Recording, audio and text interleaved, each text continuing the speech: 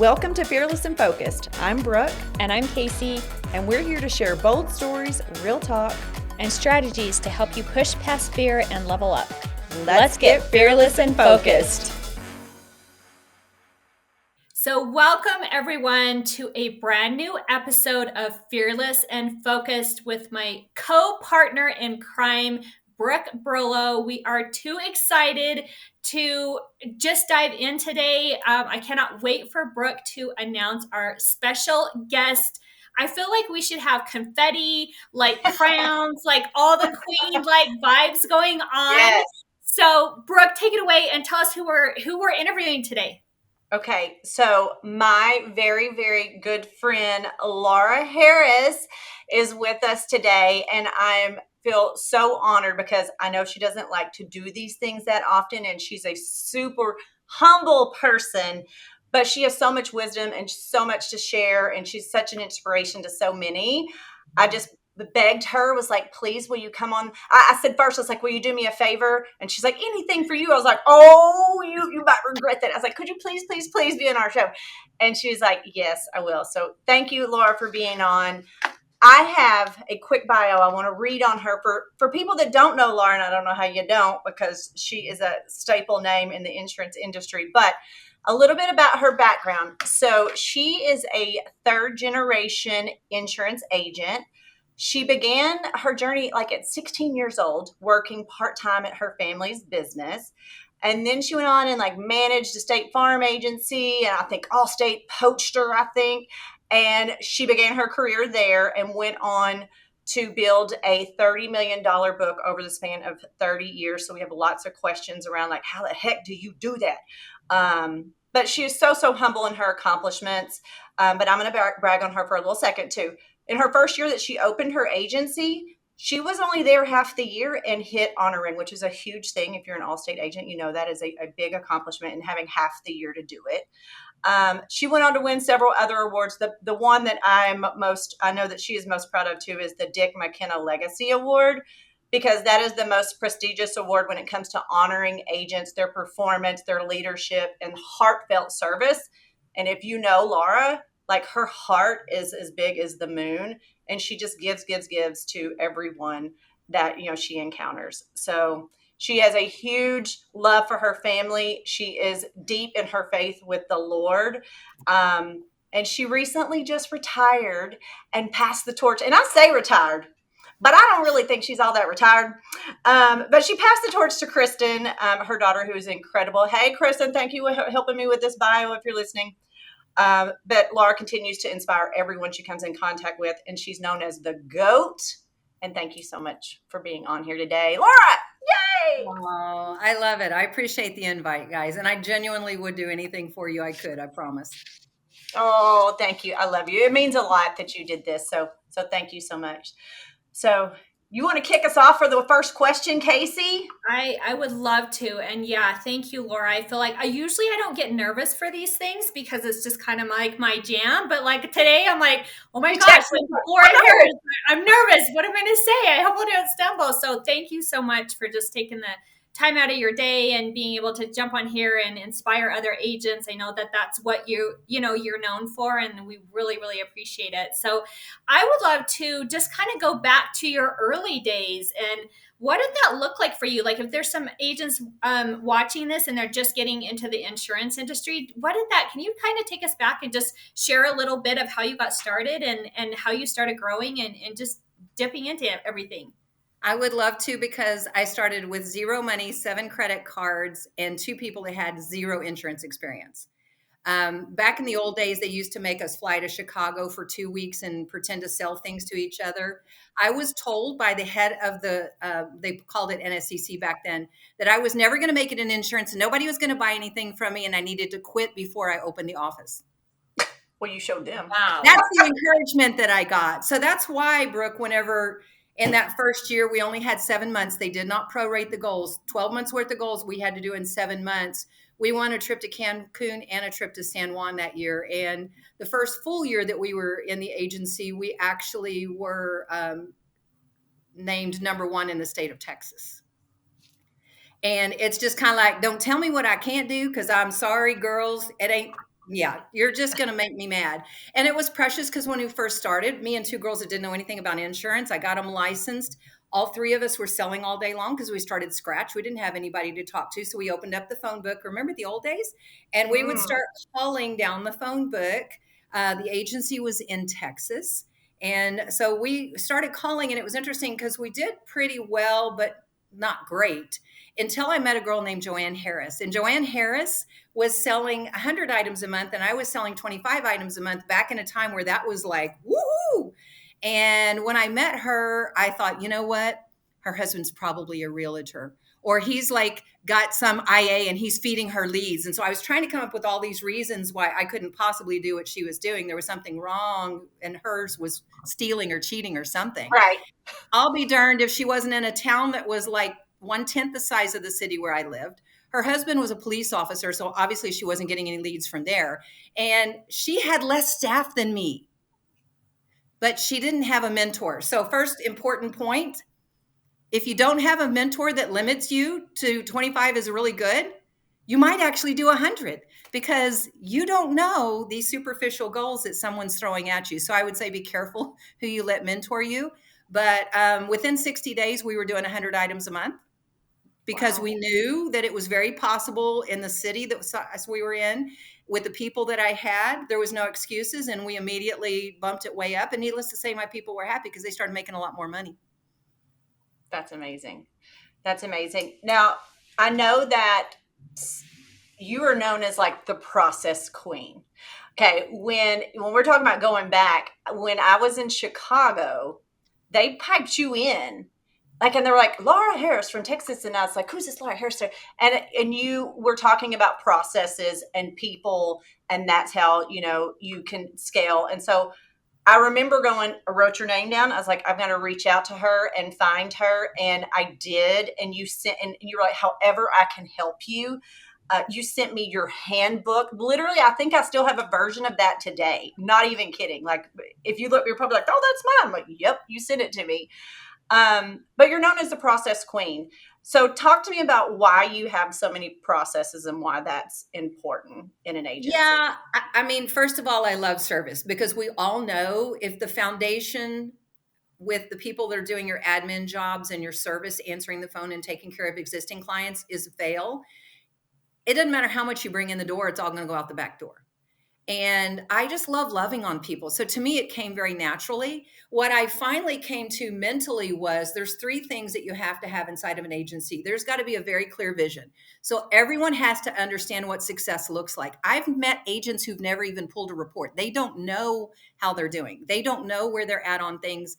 And they just try to do as much as they can do, and they hope that it works out. You've got to have a very clear vision of exactly what success looks like and what each person's role is in that success.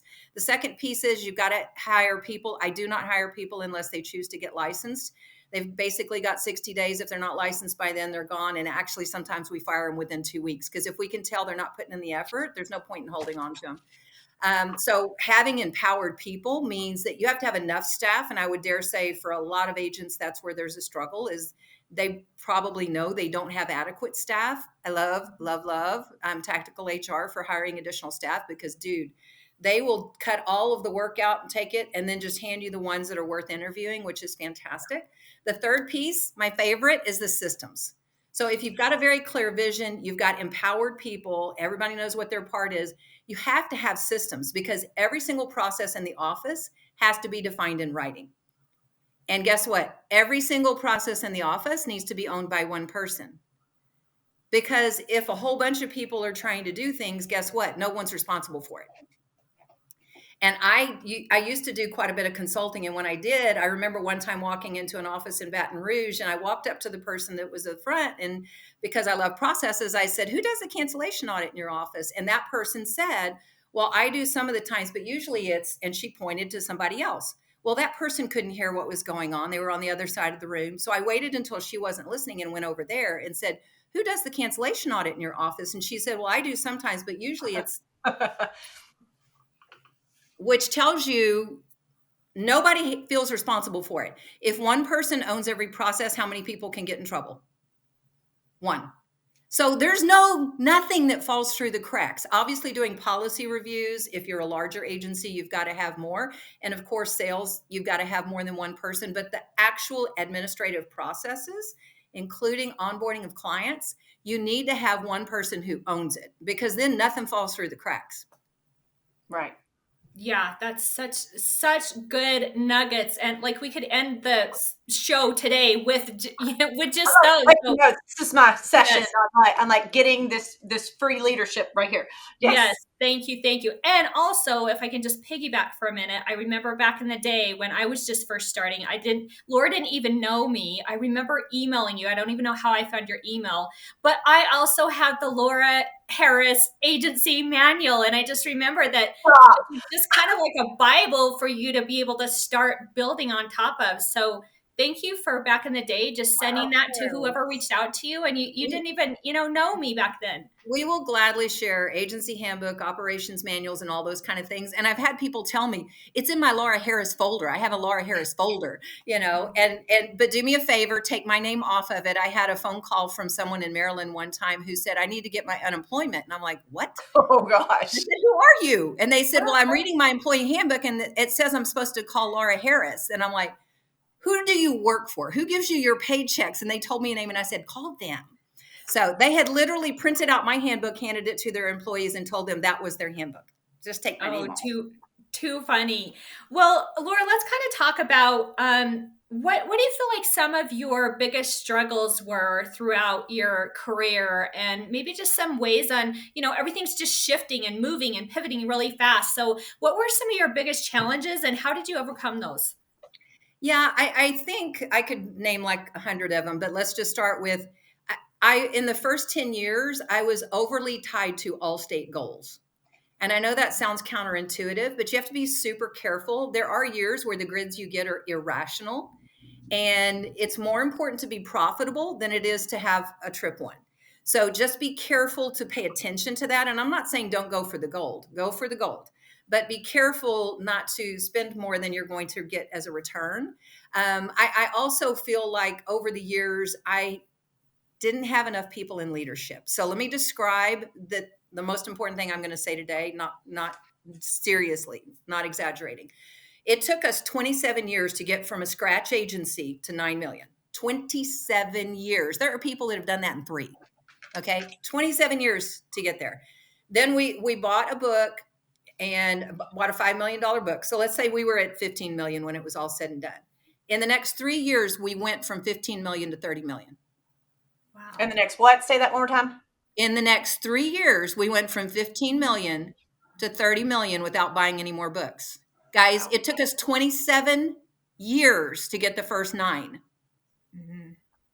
And then we got 15 million, not counting the 5 that we bought, and we did buy 5. And I would dare say, I'm just going to give a plug for Entrepreneurial Operating System. The biggest change that we had that happened at that exact moment is Laura Harris was leading the whole universe. And I can't be a good, strong leader if the span of control is the word we need to use. If the span of control is I'm managing 12 people, which I was up to that date. And so we met with a lady named Lori Clements with Entrepreneurial Operating System. She sat us down and there was no leadership team besides me. And we started looking at, okay, 5 years from now, where do we want to be? By the way, we passed that goal by over 2 million. So it's like there's so many things that had to change, but the biggest one was one at a time. We didn't bring in 5 new leaders. One at a time, we brought in a leader, met with her, started delegating certain people so that not everyone is reporting to me. And then at that point in time, Kristen's responsible for a certain number of people. She's holding them accountable. We're talking together about what the requirements should be and where they should be at, but she's holding those people accountable. Then within the next year, we added Grace into leadership. And then Grace had a certain number of people that were reporting directly to her. So currently the structure inside the agency is very simple. We've got an admin department, which is absolutely crucial. There's some people, guys, that are just not ever going to be good at sales. And honestly, they're not that great at answering the phone, but they're beasts at getting stuff done. Okay, those are your process people that need to own things like the cancellation audit, claims follow-up, and things like that. Integrators, is that what they call them? Exactly. The integrators? And they need to be held accountable for pulling so much weight so that the rest of the team can go sell stuff and retain existing clients. Okay, so you've got your administrative department. Grace owns those. We could talk about inside, outside salespeople and hybrids, and that's a whole nother animal. But your service team has to have somebody that owns it. And then the third group is obviously your outside sales. Now, if you've only got 3 people in your operation, span of control is fine. You don't need to have leaders if there's only 3 people in the operation. But what happens is when you get to 5 and 6 and 7, you're not doing a good job with anybody. The accountability can't happen. And so after we got entrepreneurial operating system and actually integrated some leadership, guess what happened? Just being honest, I lost my entire service team in 1 year. Oh, I Because didn't when know that people, was coming. important thing, when people are not used to being held accountable and then all of a sudden they're going to be held accountable, they may opt out. And it wasn't that they were fired, it's that they weren't willing to work at the level that we were now going to be working at. So it wasn't bad people, it just wasn't a good fit.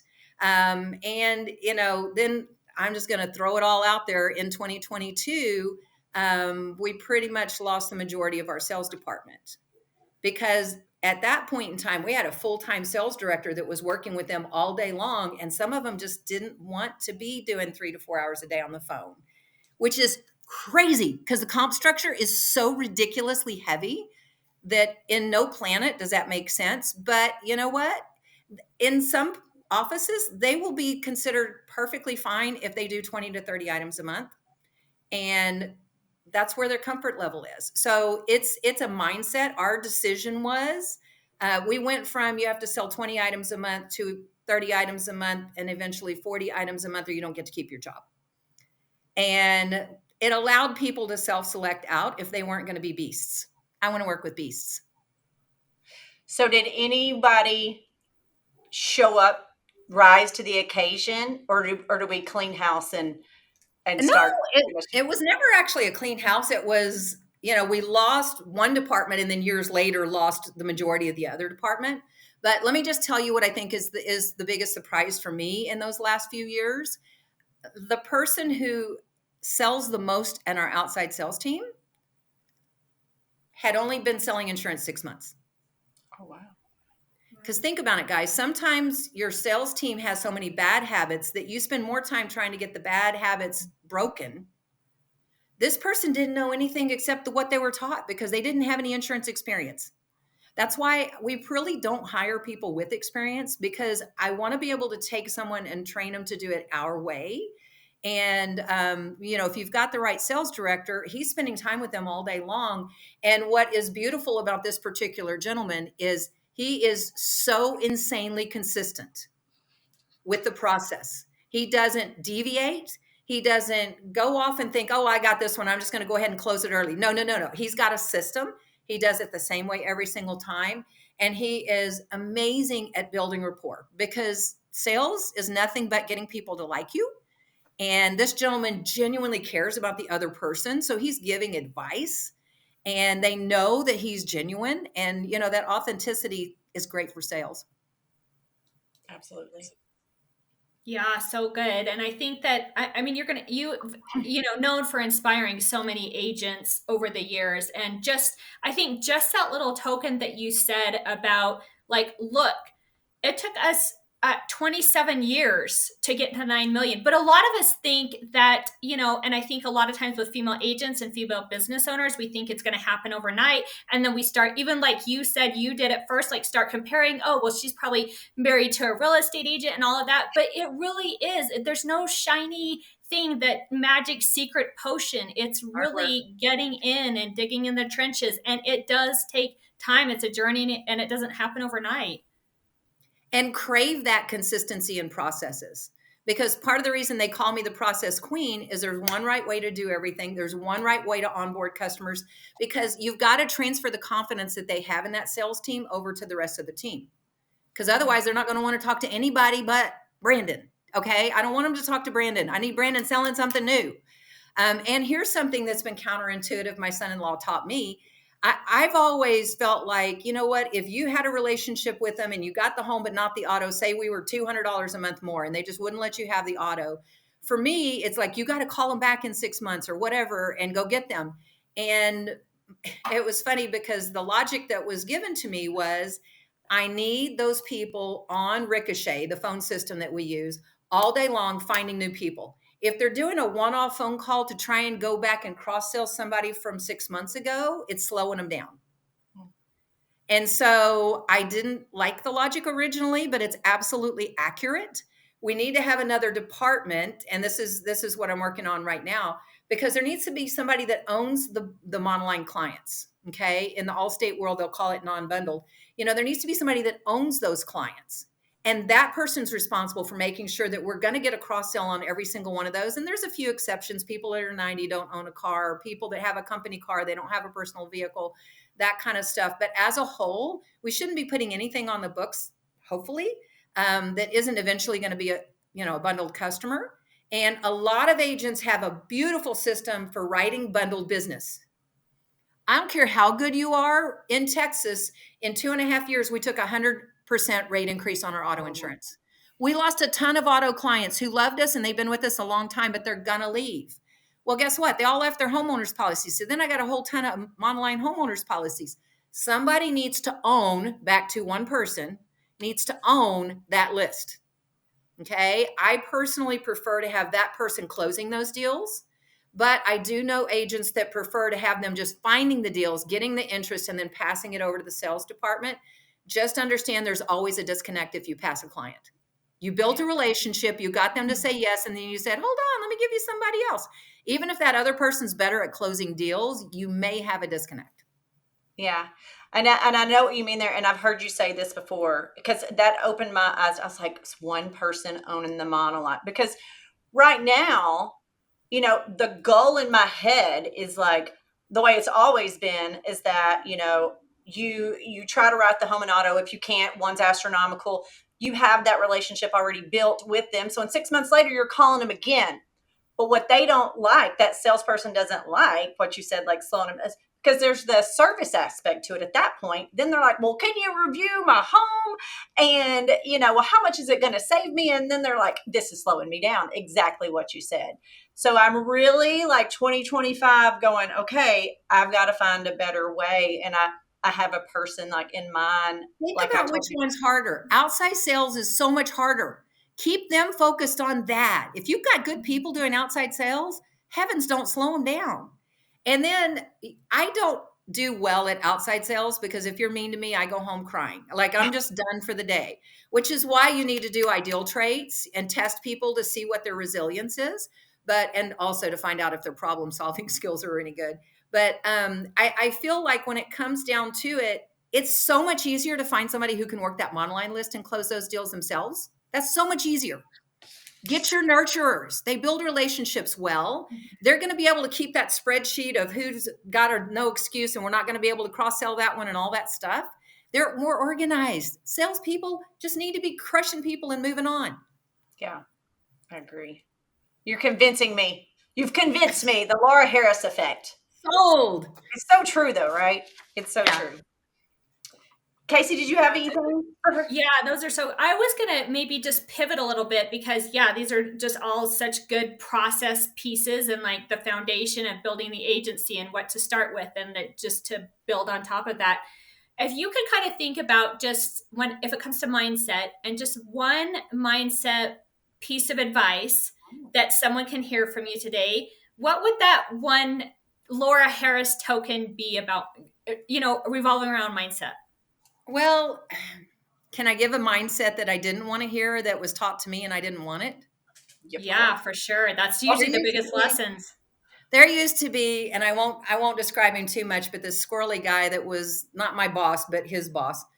Years ago, first time he was assigned to me, decided to fly down to come see my office. And I'm like, okay, whatever. And I didn't think that much of it because I love my leadership team. I've always had good, people, my direct reports and stuff.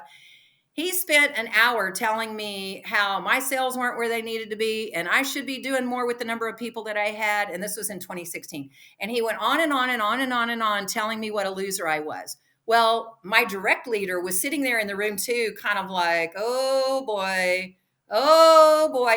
Even if everything he said was accurate, guys, the way it was presented made me so defensive that I was determined to stay exactly where I was for the next 2 years, just to be a pissy little witch and not, and I look back now and I think, you know what?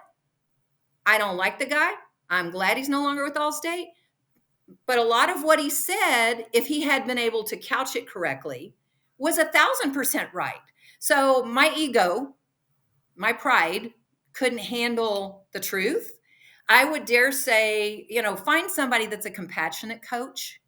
I love, love, love, love, love having a coach, because someone from the outside who can communicate not like a jerk can actually hold a mirror up, which is what we're supposed to do as leaders, hold a mirror up so that they can see themselves.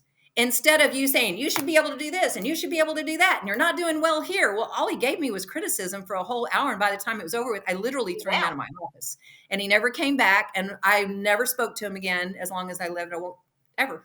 But it's like, no, the sad thing is he had a lot of truth.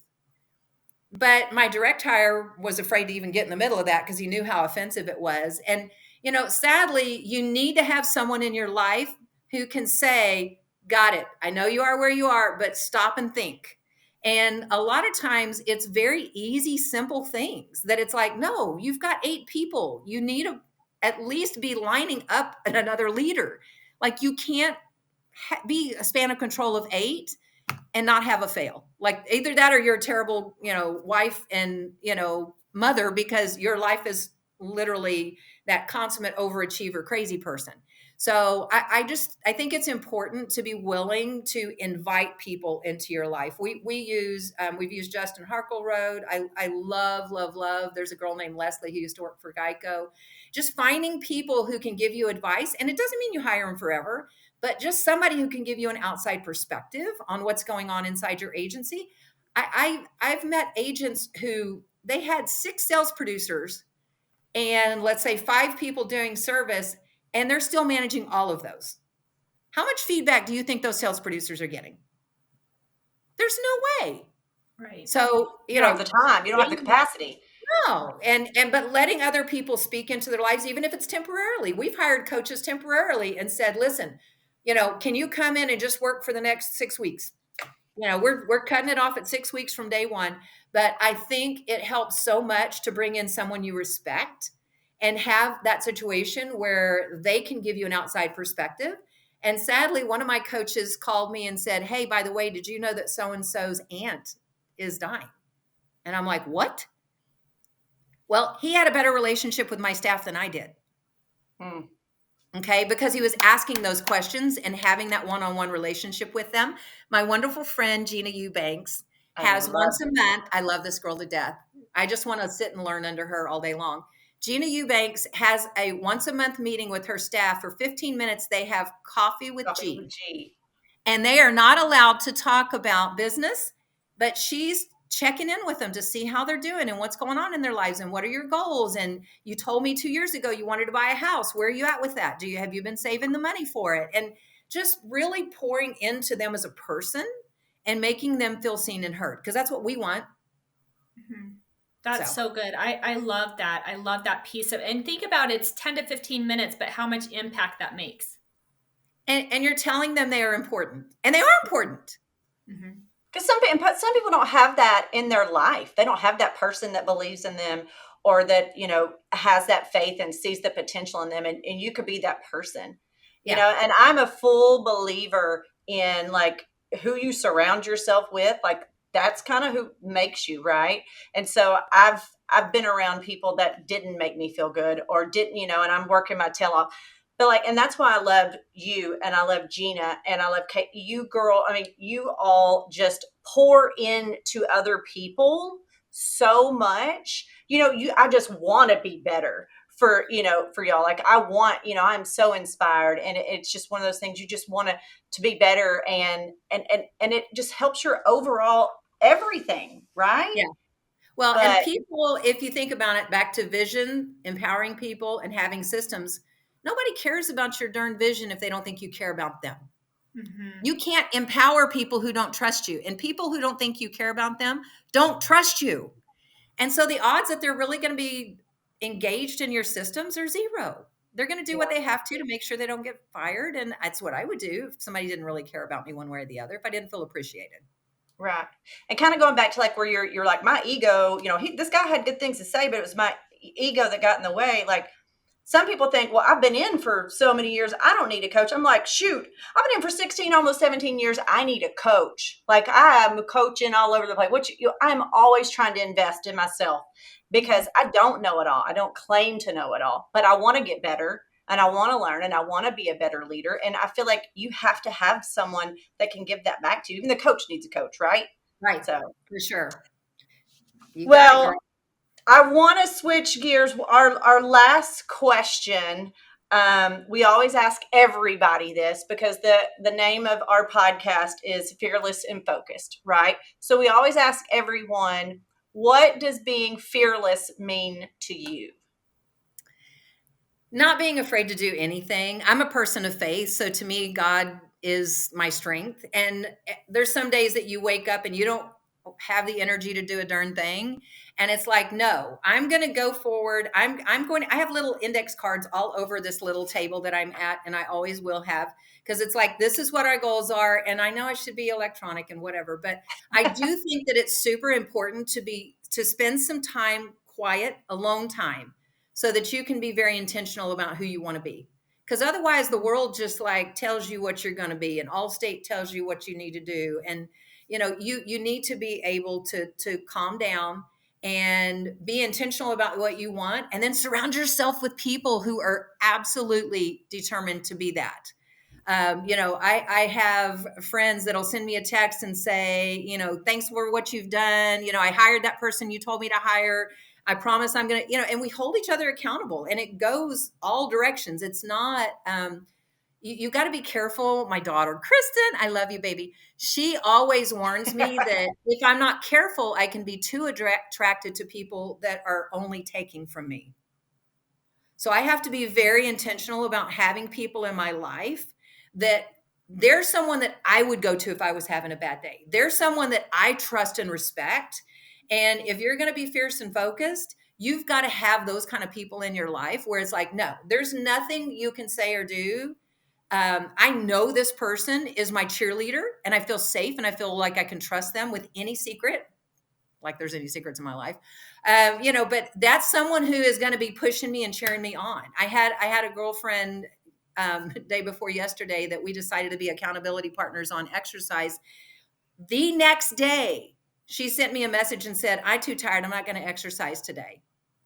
And I thought, you know what? You can no longer be my accountability partner, because if for even 1 second, you're going to give me that suck the life out of me feeling, I can't, and I'm respectful and sweet and kind, but I can't have you being my encourager if there's 1 minute of negativity. It's just not acceptable, because we all have our own negativity. Mm-hmm. I don't need to pour more into my life. So I think a lot of it is just surrounding yourself by people that are pulling you up. Absolutely. Absolutely. Well, I feel empowered to go take over the world right now. So thank you, Laura. You just took a huge step. You just retired. What does your future look like? What are your plans? What are you going to be doing?